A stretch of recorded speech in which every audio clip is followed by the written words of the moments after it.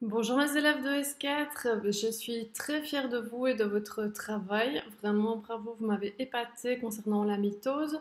Juste un petit truc, faites bien vos tests seuls et après avoir étudié, c'est ça qui m'importe, de voir ce qui n'a pas été chez vous pour pouvoir le corriger. D'accord? Voilà, alors j'espère que vous et vos proches vous portez toujours bien. Ici, il commence à faire beau, c'est super. On est le premier dimanche des vacances, donc j'espère que vous en profitez. Moi, je prends un peu d'avance sur vous pour filmer les premières vidéos de la rentrée. Voilà. Donc, je commence le thème 3. Alors, le thème 3, eh bien, va traiter des différents niveaux d'organisation d'un être vivant. Ok? Voilà. Bonne chance et suivez-moi. Soyez avec moi.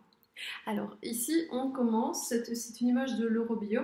Ici, on commence avec, vous voyez, il y a un crabe, il y a des poissons, il y a différentes algues, etc. En fait, il n'y a que des êtres vivants. Alors si on y regarde, donc, si on se dit, ben, il n'y a que des êtres vivants, et ben, on appelle ça une biocénose. Biocénose. Donc un groupe d'êtres vivants qui vivent ensemble. D'accord? Alors si on y rajoute les éléments minéraux, les roches, la température, les pluies éventuelles, la salinité de l'eau si l'eau est salée, eh bien, tous ces facteurs qui sont physiques et pas vivants, on appelle ça le biotope. Vous avez déjà entendu parler de ça. Eh bien, la biocénose, donc les êtres vivants, plus le biotope, ça forme ce que l'on appelle un écosystème. Retenez-le bien s'il vous plaît. Donc biotope non vivant plus biocénose vivant égale biotope. Ok? Voilà. Alors, donc ici j'ai une biocénose visiblement puisque je n'ai rien d'autre que des êtres vivants. Si je regarde de plus près, vous voyez qu'on a zoomé sur un joli poisson, on voit joli ou pas joli, et donc ce joli poisson, eh bien, il forme ce qu'on appelle une population. Pourquoi pas une espèce? Parce qu'en fait, on ne regarde pas tous les poissons de ce type-là dans tout le monde. D'accord? On regarde ceux qui sont en interaction les uns avec les autres. Par exemple, les mêmes poissons, donc de la même espèce, mais d'une seule mare. Donc ceux qui peuvent se côtoyer, se reproduire entre eux, etc. etc. Ça va? Donc ça, on appelle ça une population. Donc niveau 1, biocénose. Si on regarde de plus près, population. Ensuite, on regarde un seul poisson. Un seul poisson, c'est quoi? C'est un organisme, un être vivant, un organisme. Et puis alors, si on va voir encore un peu plus loin chez cet organisme, eh bien, on voit par exemple son œil. D'accord? Son œil, eh bien, son œil, c'est un organe. Ok? L'œil, c'est un organe qui va lui permettre de voir d'ailleurs. Donc, vous voyez qu'il y a différents niveaux d'organisation. Ok? Soit dit en passant, entre organes et système, entre organes et individu, il y a souvent le mot système. Par exemple, votre système digestif, votre système nerveux, votre système lymphatique, circulatoire, etc., etc. Ici, cette figure ne reprend, donc de l'Eurobion ne reprend que l'individu, l'organisme et l'organe, l'œil. Alors, si on regarde l'œil de plus près, eh bien, qu'est-ce qu'on y trouve? On y trouve des cellules qui sont de tous les types.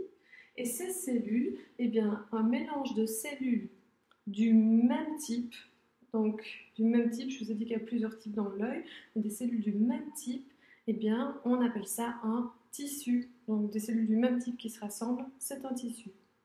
Et enfin, la plus petite sous-unité vivante de tout ça, c'est la cellule. D'accord? Vous êtes dans votre cours, donc je pense que vous pourrez voir ça même si je ne descends pas dans le cours. Donc je reprends. On a ici la biocénose, qui comprend normalement tous les individus vivants dans le même milieu. Puis nous avons la population, donc les individus de la même espèce qui interagissent dans un milieu donné. Ensuite, vous avez l'individu, l'organisme. Ensuite, l'organe, dans cette figure qui vous est présentée. Je vous ai dit, on passe le système. Et puis alors, les tissus, donc par exemple du tissu nerveux, du tissu musculaire, du tissu, voilà. Et enfin, nous avons la cellule, qui est la plus petite sous-unité fonctionnelle du vivant. Ok? Voilà. Alors, si je regarde de plus près, voilà un document à analyser. J'espère que vous verrez quelque chose. Je vais peut-être tourner un petit peu l'ordi. Voilà, ou l'autre.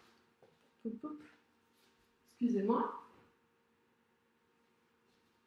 C'est ce qui s'appelle les aléas du direct. Je rigole. Alors, ici, vous avez un organisme, vous avez un être humain, d'accord? Un organisme. Si on y regarde de plus près, vous avez ici son cerveau, son cervelet, son bulbe rachidien. Donc, en fait, c'est un organe, d'accord? Dont je vous ai parlé tout à l'heure. Si on y regarde de plus près, eh bien, on y trouve du tissu nerveux dans ce cas-ci.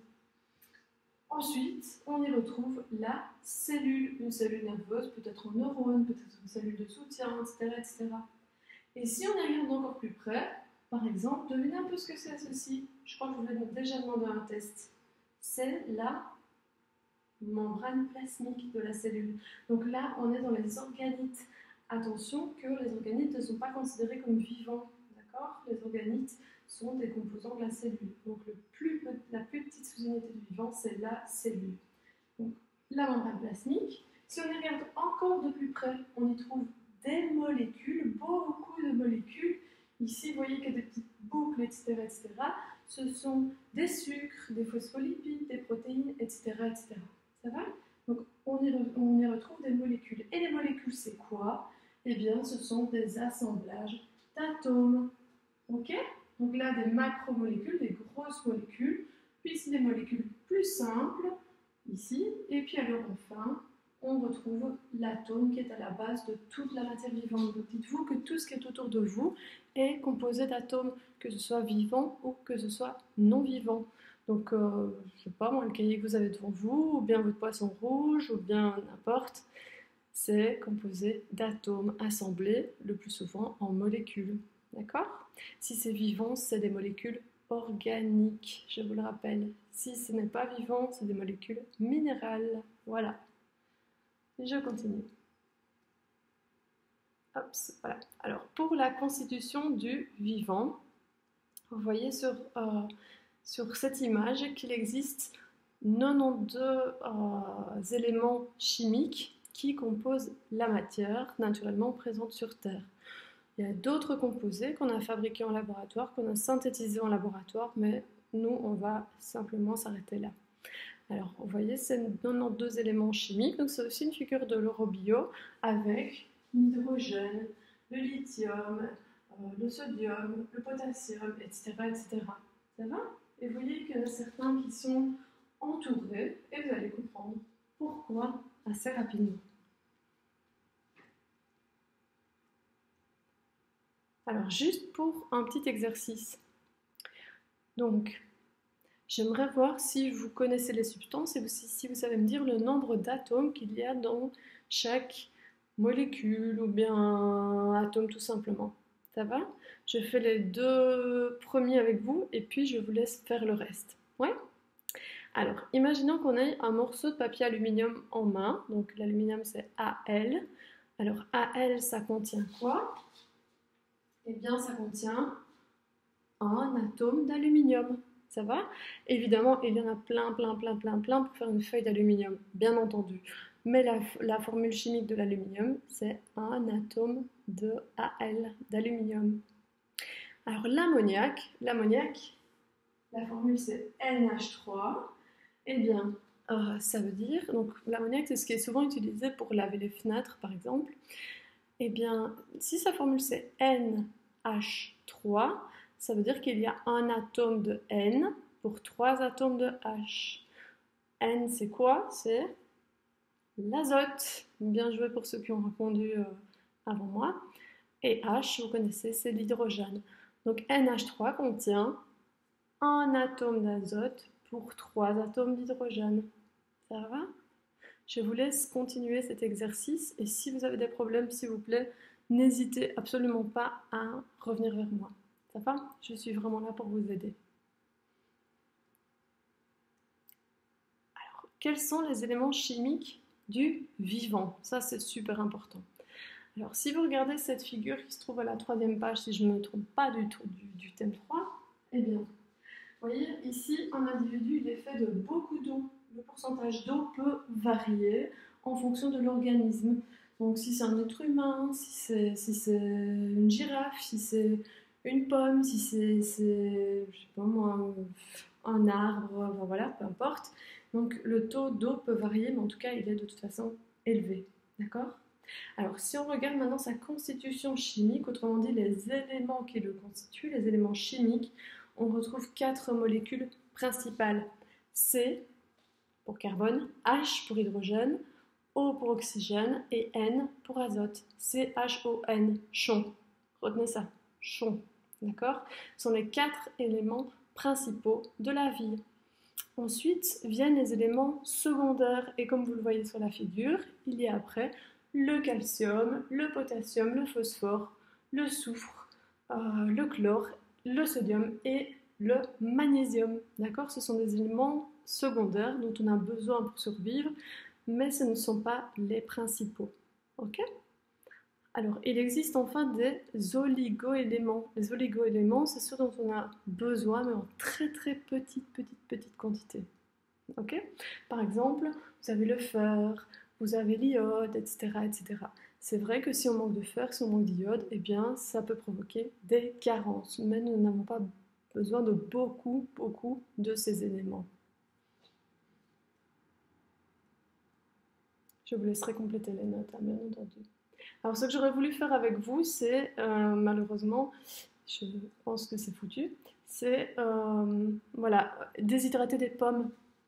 D'accord? Donc, prendre des pommes, les couper en petits morceaux et les laisser se déshydrater, donc perdre l'euro, les peser avant et puis les peser après. Et là, on aurait vu une différence, on aurait pu, grâce à un appareil qui déshydrate, calculer vraiment la masse d'eau qui aurait été perdue par ces morceaux de pommes. Et donc le pourcentage d'eau perdu. Voilà, je crois que je vais m'arrêter là et que je vais faire une deuxième vidéo pour la suite, pour ne pas que ce soit trop lourd pour vous. Je vous embrasse très fort, j'espère que vous allez bien et gros bisous.